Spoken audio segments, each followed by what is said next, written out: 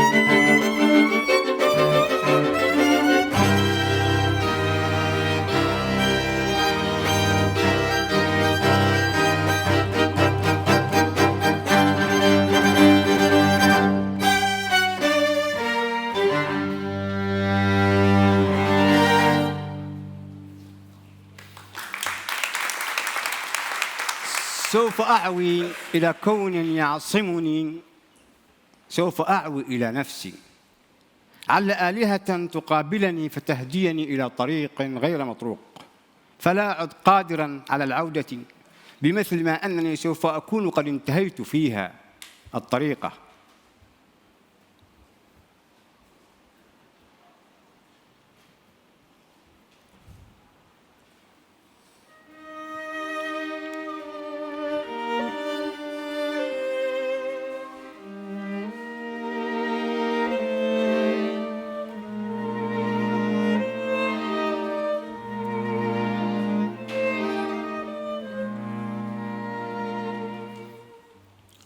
سأترك البلاد للبحر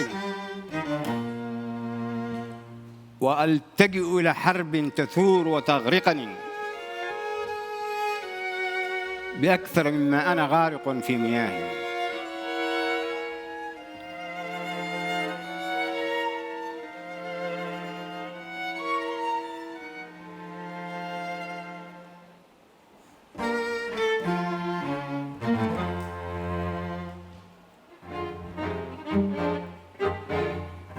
وحين يحين موعد ظهوري كإمام غائب سأظهر بعمامة أكبر من عمامة الحسين بن منصور،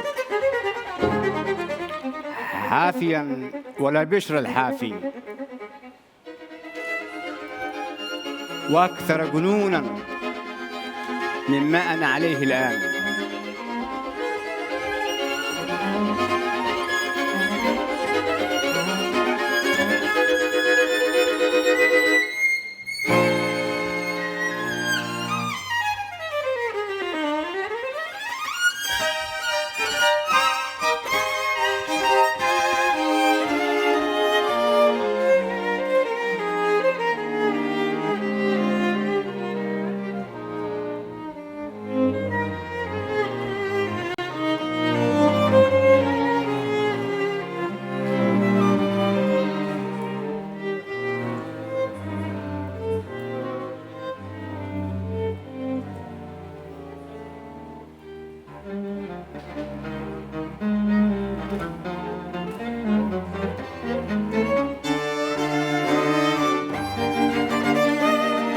وحين يحين موعد ظهوري كإمام غائب سأظهر عمامة أكبر من عمامة الحسين بن منصور،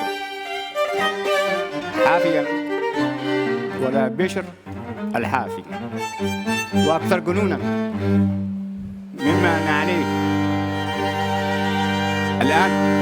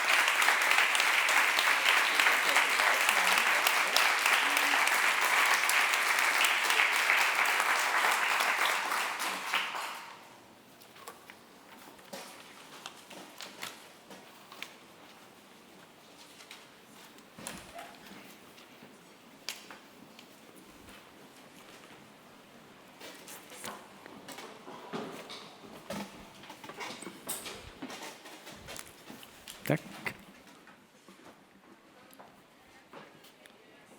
Fint. As well? Yeah, no, it's welcome to all of you. You just heard the Stavanger Symphonieorchestra string quartet playing with Mansur Rajih. He read his poems. And I would like to tell you a bit of his background. Mansur was an author and a poet and a human rights activist in Yemen. He was wrongfully accused of murder 2 days after he married and was jailed. He was jailed for 15 years, tortured, but his poems were smuggled out of jail and published all over the world. And in an impressive action conducted by PEN International and Amnesty, he was rescued out of jail and brought to Stavanger. And there he became the first icon guest writer in Stavanger, where he lives now, and he was also joined there by his wife, whom he had also been married to for 2 days before he was jailed for 15 years. So welcome to this hour of freedom. We will talk about facts, fiction, and freedom of expression. It is Norla, together with ICORN and the Book Fair, who host this together. And my name is Kjersti Løken Stavrum, and I'm president of Norwegian PEN. We have lots of topics to discuss today, but I will first give the floor to our keynote speaker, Karima Bennoune. She is the UN Special Rapporteur in the fields of cultural rights, a position she's had since 2015. And I know that she will explain to you her background, so I will just give the floor to her.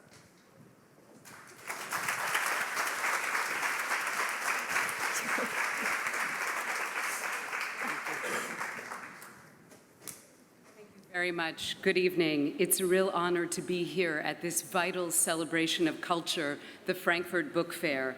I also thank the organizers, Norla, Eichhorn, and the Book Fair for inviting me, and I offer my sincere gratitude to the Norwegian government for its generous support of the UN Cultural Rights Mandate.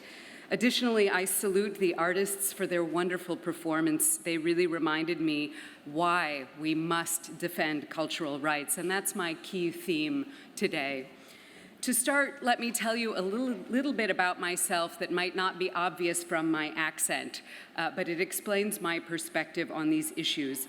I am the daughter of an Algerian father who was born in a peasant village, who went on to join the nationalist movement, who was imprisoned for 4.5 years and tortured during the War of Independence. And afterwards, though the scars of that experience remained, he really rebuilt his life by studying anthropology, by studying culture. And he taught me as I was growing up to try to understand and respect cultures, but also to recognize the appropriateness of regarding any of them from a critical perspective and with a commitment to freedom. And that is really the intellectual tradition that shapes my view until today. The question I've been asked to address here is such an important one. Why do cultural rights matter in 2019 with everything happening in the world? Why do they matter? I think developments in our contemporary situation make this a timely inquiry. Embattled humanity, and I really feel that sense that we are embattled humanity, living in a world where hate is normalized, inequalities are growing, public spaces are increasingly being privatized, and where the impulse to censor thrives. This embattled humanity desperately needs full implementation of its cultural rights and other universal human rights. Of course, at the same time, there are many positive advances, and we must never overlook those, including new possibilities for global cooperation in culture, as we've just experienced, including multiplying challenges to sexual harassment in the fields of art and culture, making them more open spaces for women and others, including the ongoing exercise of human creativity, as again we've so beautifully witnessed, despite all the obstacles. Our task is to magnify the positive developments while constantly revisiting the strategies needed to confront the negative ones. And really my key message, and it probably isn't a key message that we need to hear, but one that we need to take to the outside world. My key message is that we must move from talking simply about culture to talking about cultural rights, the rights that we all have with regard to culture. And we must never take culture or cultural rights for granted. I walked around this book fair thinking how incredibly lucky we are to be here. I just visited for the UN a country that does not have a single bookshop. So imagine what a treasure this is, and we have to make these kinds of cultural spaces possible for everyone. Before I go on, a quick technical point about what a UN Special Rapporteur is. We are appointed by the UN Human Rights Council, which is the highest political body in the area of human rights in the UN system, and we report to that council. But we don't work for the UN. We are volunteers and independent experts. So in my day job, I am a law professor at the University of California. And as a law professor, I always like to remind us of the legal basis of cultural rights. Of course, creative activity goes far beyond the law, but I think the law can be a useful tool for us. We all have the right, under the Universal Declaration, to participate freely in the cultural life of the community. Everyone has that right, and I stress that everyone means everyone. The Covenant on Economic, Social, and Cultural Rights, which is a binding treaty that has 170 states that have adhered to it, including both Germany and Norway. The Covenant on Economic, Social, and Cultural Rights guarantees, again, the right of everyone to take part in cultural life, to do so without discrimination, as well as the freedom indispensable for scientific research and creative activity. We have to defend these rights. We have to defend those who risk their lives to try to enjoy these rights. Some people still think of cultural rights and culture itself as a luxury item. But this is a grave error. Cultural rights are core to the human experience in and of themselves, but they are also key to the overall implementation of universal human rights. They are part of the responses that we need to have to conflict, to poverty, and many of our current challenges. And so we must demand adequate funding for culture everywhere. Because culture is like oxygen for the human soul. It sustains us. It makes us more resilient. It can bring us together. It can help us to think in new ways. Some of us, as I said, take culture and cultural rights for granted. Others, including our first artist, including many human rights defenders around the world who defend cultural rights defenders, as I call them, they must struggle sometimes at the risk of their lives to try to achieve that. In March 2020, I will present a report to the Human Rights Council on the work of cultural rights defenders and look forward to your input in this regard. At this festival where we celebrate words, I reiterate my call today for the immediate release of Tashi Wangchuk, a Tibetan language rights defender jailed by Chinese authorities, jailed for his use and his promotion of words. I remember the many writers and artists in prison around the world, and I renew my appeal for the immediate release of the Egyptian poet Khalid Albaih, who has been detained since March 3rd, 2018. Poetry is not a crime. We must all find ways to do more to support those who are at risk for exercising the right to freedom of expression. Let me mention just a few other challenges I see in the field of cultural rights very briefly before ending. The first is the threat to the universality of human rights, sometimes using culture as a justification for human rights violations. Let me be clear. Cultural rights are not the same thing as cultural relativism. They are not a justification for violence or discrimination. They are a part of the universal human rights framework, and to defend cultural rights, we must defend that universal framework.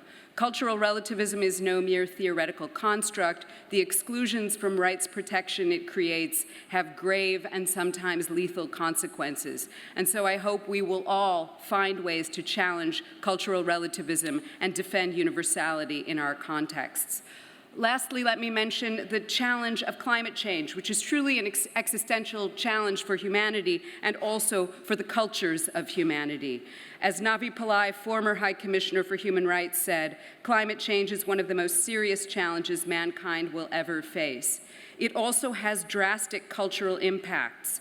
I will never forget the words of a 15-year-old Maldivian environmental activist on Midu Island speaking about the loss of cultural sites where he lives. He said to me, "I fear for the survival of my country. No young person should have to face such fears."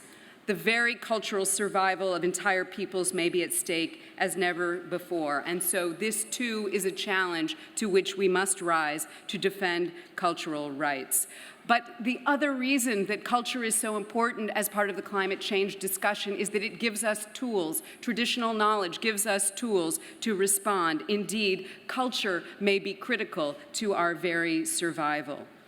When I need to find inspiration in this work, either I have the opportunity to listen to wonderful performances like that we just heard, or I remind myself of the determination of those who have laid down their lives in the fight for cultural rights.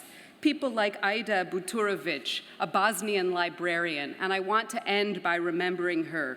She was killed by a shell burst in August 1992 as she returned home after working with others to save rare books in the National Library of Sarajevo on the day that it was shelled.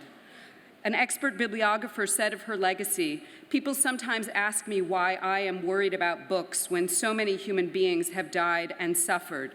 My answer is to point to Aida Buturovic because the two are inseparable." Let me end by saying that the international community must show as much courage, or at least half as much courage, in defending culture and cultural rights as Aida Buturovic. So let us keep her spirit alive and let us make real the vision of equal rights to take part in cultural life for everyone around the world. Thank you.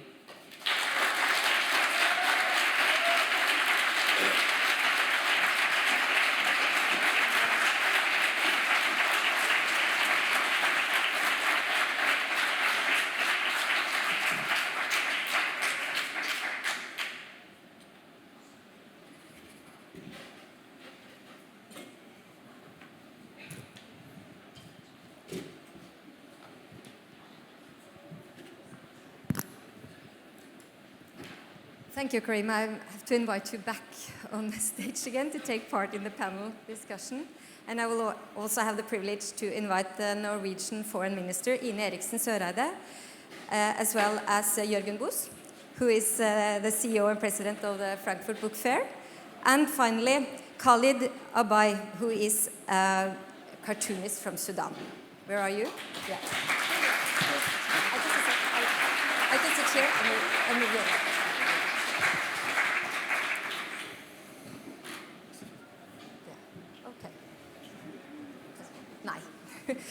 We just missed the chair. That was. Okay, there are, as I mentioned, tons of questions that we can debate. And I think Karima makes it quite easy, obvious, that everyone should be able to take care and to enjoy cultural rights. But we're sitting here in peaceful Germany, and there's a war going on in Syria. Turkey has attacked Syria and especially the Kurds, a group of people that does not have the privilege of enjoying cultural rights nor freedom of expression. And I wanted to ask you, Ine Eriksen Søreide, there is a fine line, isn't there, between cultural rights and pure power politics? Well, I can only also reiterate the meeting that we had this morning in Berlin with the German and the Nordic foreign ministers, and we have all during the last week both condemned what Turkey is doing. All of us have immediately halted the export of weapons and ammunition, but we've also asked for and demanded the immediate cease of hostilities. The problem is that there is no, at least not now, it doesn't seem like there is any stop to what Turkey is doing, even though the international condemnation is extremely strong. I haven't seen any country who have done or said anything else. And the fact of the matter is that while this is going on, the population, the civilians, they are deprived of their basic rights once again. They are now driven to flee the area once again. And already in this quite dense area that is populated in the northeast of Syria, we have 1.7 million people. And by the day, the number of internally displaced people are growing. So now, in just a few days of this operation from Turkey's side, we have over 200,000 internally displaced. And now people are starting to move over the borders as well because they have nowhere to go. There's a lack of clean water, there's a lack of food, and of course there is an obvious lack of their right to exercise cultural rights.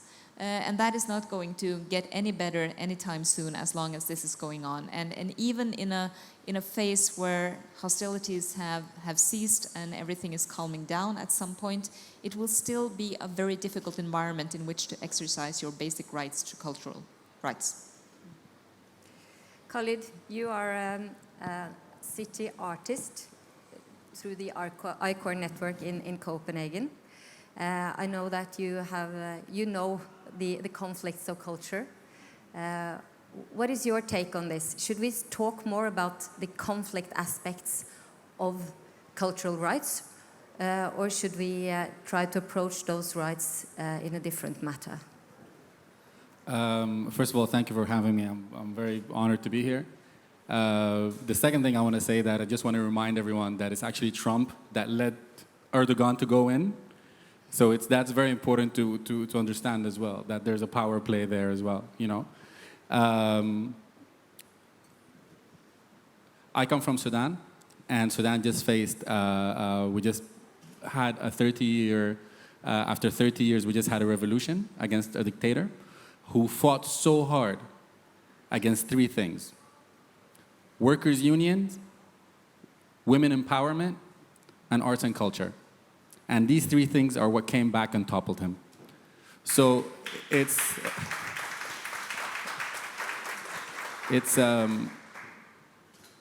I've seen the power of what art and culture can do.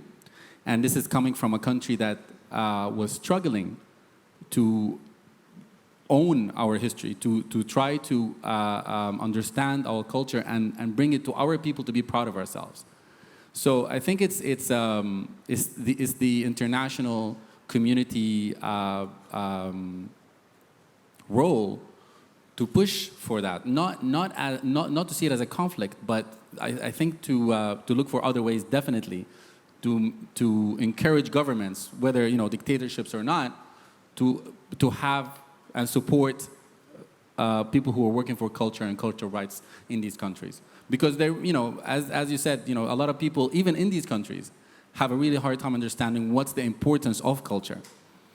I had a really hard time in the last 2 years. I'm trying, after being in Copenhagen for the last 2 years and being super impressed with the public library system there, that I've been trying to actually establish a public library, because we're one of the biggest countries in Africa and we don't have a public library. But it's incredible what the answers I get back from people even is that we don't have food. What are we going to do with a library? So I think it's just to turn that wheel around is the international community's job. It's not my job. I can't do it alone. And it's definitely not the government's job, because they know if people start reading, that's going to be the end of them. So I think it's very important for the international community to understand that role. Jürgen Buss, I know you know the power of library and what we should do with them. But when you hear Karima Bennoune in her keynote, what is your approach to enjoying cultural rights? How can we sort of expand those rights into areas like the Kurds, for instance? I personally do believe that cultural right, we can't exist without cultural rights. And it's not a society, because we are forming a society.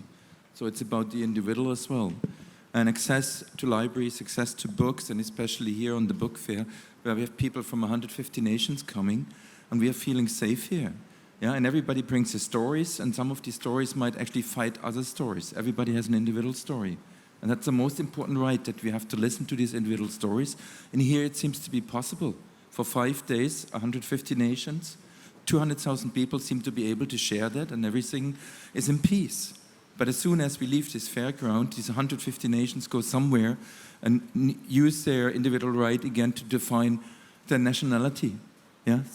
It immediately gets political as well, again. And then this is so scary to me, because, as I said, cultural right is an individual right. We have to fight for it ourselves as persons. Otherwise, we are becoming masses. Yeah? We disappear in a mess. Yeah? And so I think it's our own personal responsibility to stand up and ask for our rights, fight for our rights. I know it's very difficult, having nothing to eat, being in repressive societies, but I speak about personal empowerment and being here in this paradise. It's so difficult to see that. Just to follow up, okay, when all these nations are leaving the fairground here then, what should they do? I think listen to each other. Not just coming telling their stories, but also listen to the other stories.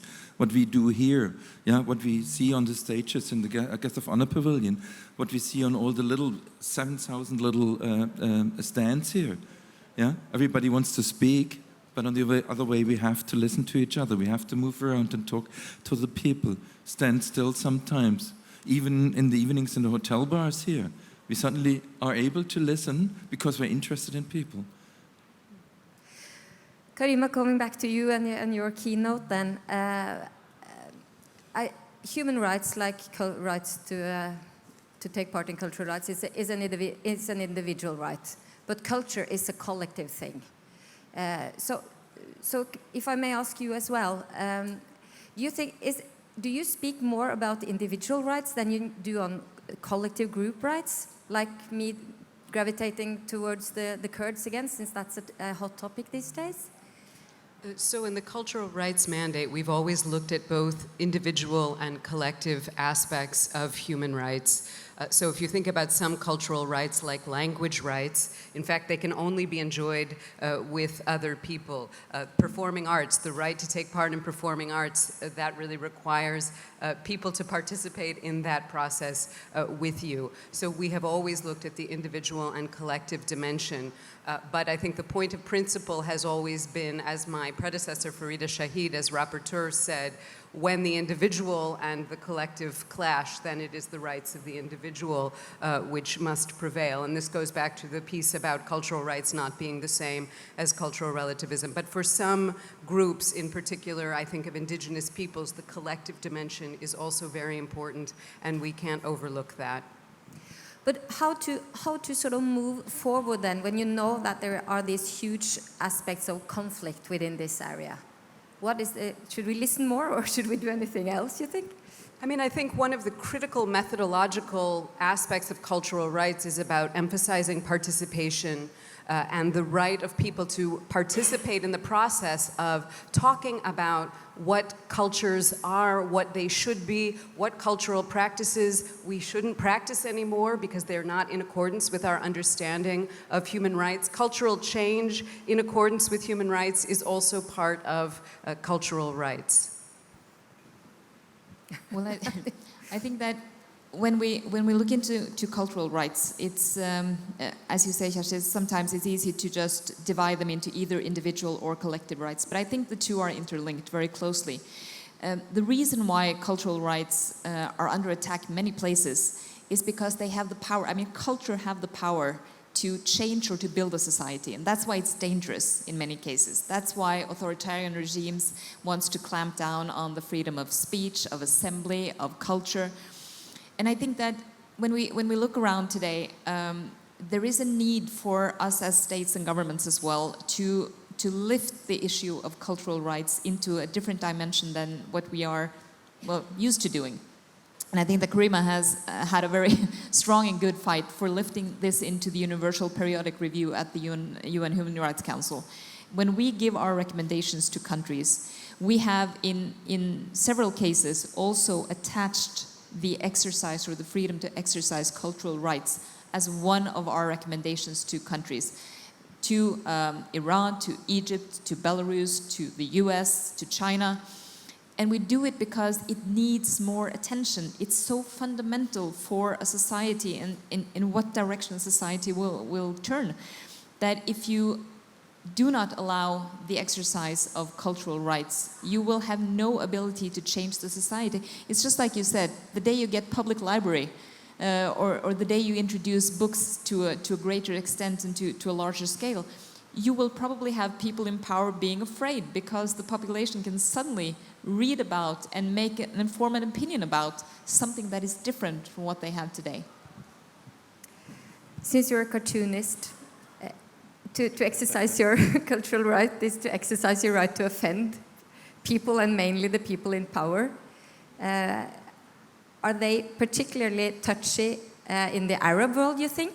Or is that a common sort of feeling among the people in power when you do their drawings? No, I think it's definitely a common thing in the world. I mean, you know, this last year, now a few months ago, the International New York Times scrapped its political cartooning, and one journalist was kicked out of the newspaper in Canada, and one in Israel, and all of that is, you know, it shows that it's, you know, political cartooning is not only a scary job in Iran. It's also not really settle even in places like the US, for example, where people just, instead of, I think that's the biggest censorship. Like for us, in Sudan, for example, when someone writes an article that the government doesn't want, they let you print it, and then they confiscate the whole thing, so you lose money. So next time, the editor wouldn't let you do it. What the New York Times did is that it just scrapped the whole thing. You know, so I think that just shows you the power of cartooning. So, just to ask you, what kind of future do you see for your business as a cartoonist? I never worked for a newspaper, so I'll be the wrong person to actually talk about that. I'm from the generation of the internet. I never worked for anyone, and I never made money off of it. My work is under Creative Commons license, so I do this because I believe in it, which got me in a lot of trouble, of course. But it's I don't think cartoonists look at their job as a business. Definitely. I mean, we're in the cross section between, I think, two of the most broke people in the world, being a journalist and being an artist, you know. So we definitely, as cartoonists, we try to say a lot in a very small space and in a way that can make you smile. And that's a very hard job. Let me add something, because I do believe if a system turns into a totalitarian system, it's always the same rule somehow. First it's journalism, which is under threat. Yeah, then it's the TV stations, then it's the newspapers, the magazines, the cartoonists coming in. Then the state tries to control publishing. Then they try to control education and reaching out to the younger people. And then it gets dangerous. Through this chain, you always have the threat of self-censorship. Yeah, because the threat is on many, many, many levels. And if teachers stop teaching what they should teach, yeah, because they are scared in all of these levels, then it really, it has happened, yeah? Then there's no way back. So I think we have to empower, again, the individual not to self-censor themselves. Sometimes you have to leave the country for that. Karima, how do we do that? How do we do that? How do we empower ourselves and reduce self-censorship? One thing that I've been sitting here thinking, though, also we have to remember is how universal a struggle this is, and we need to look at what's happening in all regions of the world, because there are challenges for cultural rights everywhere. I can say right now I'm deeply worried about cultural rights in the United States, although there is a vibrant tradition of freedom of expression, which I'm certain will prevail. But if you look at the range of threats, I mean, people know certain things about President Trump's policies, but I think some of them got less attention. So he tried to defund the National Arts Agency. Artists and others, arts educators, banded together and stopped that from happening, but that could come back. He is also trying to privatize large aspects of the national parks, which are critical public spaces in which people enjoy a range of cultural rights. That is an ongoing battle. So I think it's very interesting to think about the links between the attacks on cultural rights and the other kinds of attacks on human rights. And I think that's part of how we fight the battle. As you asked me, we have a holistic vision of what the threat to human rights is, and we have a holistic response. So what should we do with the United States then? A vote. You know, that is, I'm afraid, a question slightly above my pay grade, but I will tell you, as a person, I ask myself this question every day. I think I loved the line of the poem, one of the many lines of the poem, but one of the lines in the poem about people who still believe that a different future is possible. And I'm sorry, I haven't quite gotten it right, but I think, you know, part of the struggle right now in the United States, as in many places, is to keep people's political hope alive. In Algeria, in a very bad time in the 90s, we talked about political depression, and the antidote to political depression is political hope. And I think that's part of what we need, and I'm not seeing a great deal of that at the moment. And I think culture can play a critical role in that. Comedy, for example, has played a huge role in that. The program Saturday Night Live, for example, I think making fun of something is a way also of taking back your power. I think you said that one place I read, Khalid. That, yeah.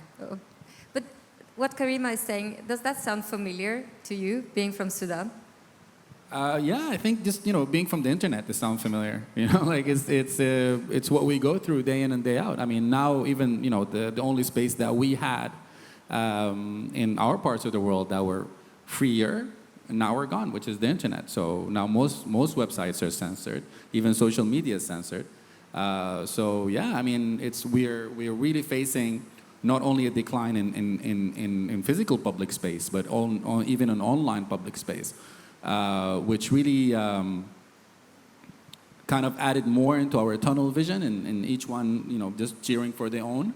And for me, as someone who works slowly online, I'm a social media cartoonist, basically, or artist, and that controlling of that space really made me rethink how I do my job, or how I would like to do my job. So for me now, the people that like my work are calculated to like my work. So I'm not talking to anyone else. So I will not ask you, Ine, what to do with the US, but I can ask you what can we do with the internet? easy. Yes. It's the evening for small questions, I understand, yes. This is small talk. Yes, I understand. I understand the concept now. It took some time before it. Well, I just wanted to add something to the kind of the talk that we have right now on censorship and also sometimes self-censorship, because we tend to think that where all of this is problematic is when it comes to governments and states, which is to a large extent true. But in today's polarized society, you also have people who exercise, in this case, then their right to cultural freedom of expression being attacked by different groups in a country. It's not only a government. And that can be quite challenging sometimes because we have, and we have been discussing this before, we have by and large impunity for these kind of crimes. That goes for crimes against journalists, which unfortunately is just increasing. We have it for human rights defenders, for environmental human rights defenders, for those who defend indigenous peoples. And we see that this is just going on and on and on. And what I experienced when I was traveling to Hungary just in February, and we, as many may know, have a dispute with Hungary when it comes to the rule of law, human rights, and especially the space for civil society. And what I experienced was quite interesting. I spoke to several civil society groups, human rights groups, and of course they are now not able to have their normal offices because they are harassed and attacked. But as they pointed out, and I found it very interesting, they pointed out that the problem was not necessarily the laws and rules and regulation itself. It was the informal control, the informal censorship. For instance, Transparency International wanted to hold a meeting, a very ordinary meeting. They experienced what many of them experienced, like 2 hours before they were supposed to hold the meeting. Then the hotel where they were supposed to be called them and said, unfortunately, you cannot be here. And they were, of course, afraid of that informal censorship from the government side if they were known to hold a meeting for Transparency International. So they had to hold meetings in a backyard. That was the only place they could be. They are telling stories about how people are telling what other people are doing, like going back decades to a society they do not like, that people tell on you. And that you are suddenly, oh, he's a human rights activist. He is critical towards the government. And I think it's important to be aware of the fact that also when it comes to cultural rights and exercise of cultural rights, we have to be aware that the formal censorship is one thing, but the informal censorship from strong groups in society can be as difficult to deal with, and it's as serious. How much do you work with this informal self-censorship? I think it's critically important to look at the challenges to cultural rights that are coming from state action, but also from a range of non-state actors. And most often we do this through the frame of what's called due diligence. Is the state doing what it needs to do to hold these non-state actors to account? Is it ensuring that there is a free space for debate and discussion? Or in my latest report for the General Assembly, is it ensuring that public spaces are equal and accessible for all, including free from pressure by non-state groups on people like LGBT people or minorities to use those spaces? That is critically important. I think we also have to look at other ways, not just through the frame of due diligence, of human rights speaking directly to non-state actors in the community. For me, I've always felt this was very important because they are also very powerful actors. But I wanted to go back to the previous question you asked me, because I think one of the problems that we have is that we're failing again and again to pay attention to the cultural dimension of our current political crises. And very often the extremists are very aware of that cultural dimension, and they are manipulating it, and they are using cultural language and media messages very skillfully, often much more skillfully than their human rights opponents are. And we have to figure out a way to take the 20th century tools that we now have to fight in the field of human rights and update them. And I think their arts and culture are critically important. And I think, for example, you asked me about the US. In the US, if those advancing human rights do not find a language that can be more readily understood, it will be very difficult for them to advance. Jørgen, you were the one mentioning self-censorship, and the final question goes to you since we're here. And in what extent will you say that this book fair is a free and open space, or do you also feel these powers of informal censorship, as Ine mentioned? No, I do feel it myself. This informal threat, I think it's even the worst thing, yeah? Because you cannot see where it's coming from. And I also do believe that political correctness can be an informal threat, which brings us back to self-censorship. When I'm not able to say anything because I want to be, when I can't be cynical, when I can't be accusative anymore, then I'm getting into really deep trouble. Yeah? So I think the informal thing is so dangerous. And sometimes you are part of a group and you look up to your peers and you just want to follow these people because it's the easy way. I think we have to be uncomfortable, and sometimes we have to be here on this stage. And we had a lot of political discussions from the 50s on here. This book fair started in Mainz 500 years ago. It left the city of Mainz because the bishop censored what was sold, 1476, yeah, the first documents, and moved to Frankfurt because this was a free city, belonged to the emperor. And the book fair got moved then to Leipzig, and from then it moved back to Frankfurt, but then the Nazis killed it. It was founded again in 1949, and it only survived because it had the safe harbor character. And we didn't control ourselves because we allowed everybody to come here, whether far right and far left. That's a big issue as well. I don't want many people to be here. Yeah? Some people shouldn't be here, but they have to be here if they want to, yeah? Because it's also part of the spectrum. So not even we can self-censor our book fair. We have to be open to voices I don't like, and that's so important to be aware of that. Yeah. Yeah, I think just to follow to that is that spectrum and what it does in terms of getting people's attention can land us can land the world in a lot of trouble. I mean, that's the fine line that we need to walk. Like, do we censor? Is this censorship? Is this not censorship? But culture can really bring out a lot of things. I mean, I think one of the main reasons why Trump is president is because he was a reality star TV, and people knew who he was, and that was some sort of culture as well. I mean, people had no idea who, and any of these, and the things he kept saying, and the media that takes it and goes around, and that becomes some sort of a culture as well. So it's, I think it's, if there's a fight here, for me coming from, the third world, is really how do we make people understand the importance of that, of culture, by letting them see it. Because in a lot of places they don't know. They have no idea. I mean, how would you know a library if you've never seen a library?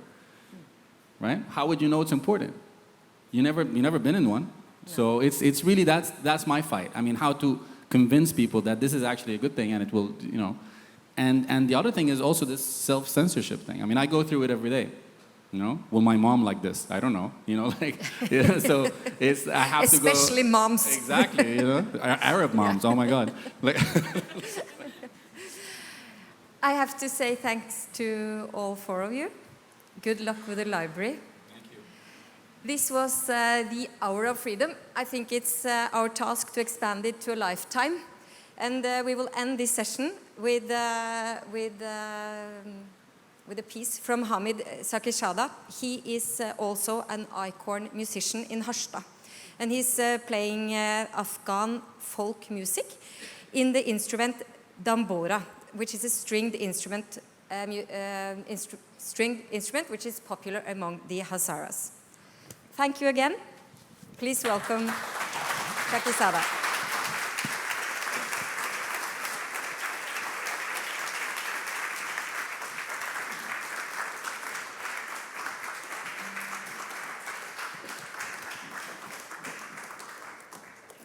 Thank you. Thank you.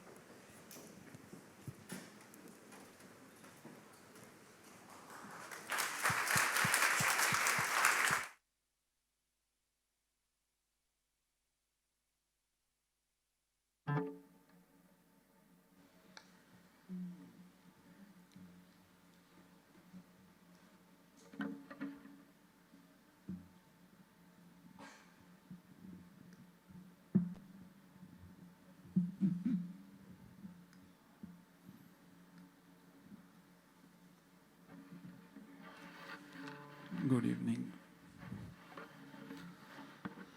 امید دیالات شام بخیر och på norsk så delar vi ett som god eftermiddag.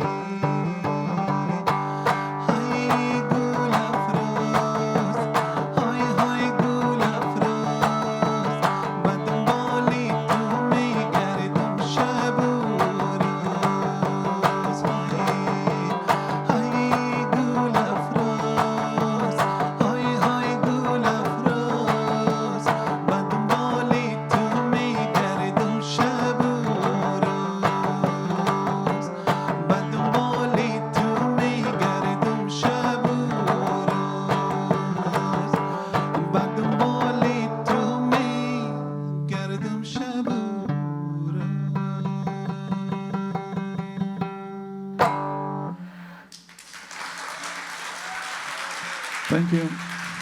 Thank you. Thanks a lot. Thank you. The song is, I know it's difficult to understand the text because it's, of course, it's Persian or Dari, but it is a dialect, my dialect, Hazaragi. The song is about that when I was in my country, I didn't think that one day I will be a refugee. But this life, and I'm living in Norway, in Harstad, hyggelig folk, og jeg føler meg ikke der som flyktninger og sånn. Men also there's a lot of young people that they don't know what's the future. The song was about that today I sing for you.